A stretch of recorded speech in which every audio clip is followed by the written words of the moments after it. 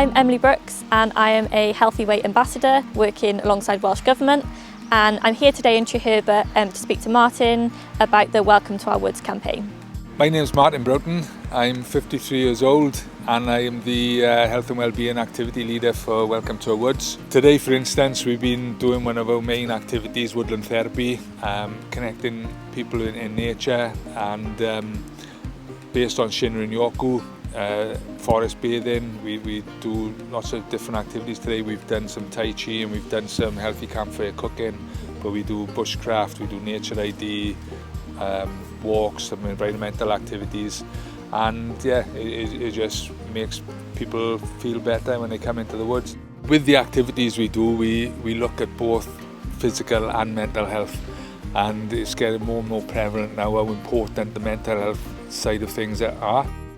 We can all get the benefits of that rounded, holistic approach. So your mental health, your nutrition, your physical health, enjoying what you do, that's one of the biggest things.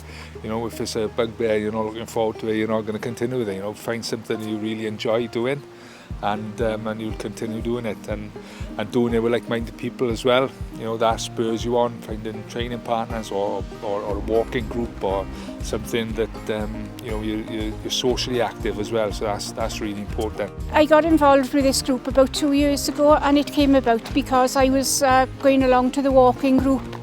Through that, Martin mentioned the Woodland Therapy group, so I just came along to say hello and what it was all about, really.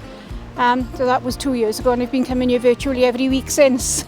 Martin is so enthusiastic about it, and he brings his enthusiasm with him. We do a few sort of mindful exercises and some relaxation. It's great, everybody just loves it. It's been great to come to Treherbert today and speak to Martin about some of the work that he's been doing on the Welcome to Our Woods campaign, and also to speak to some of the people that have benefited from this programme.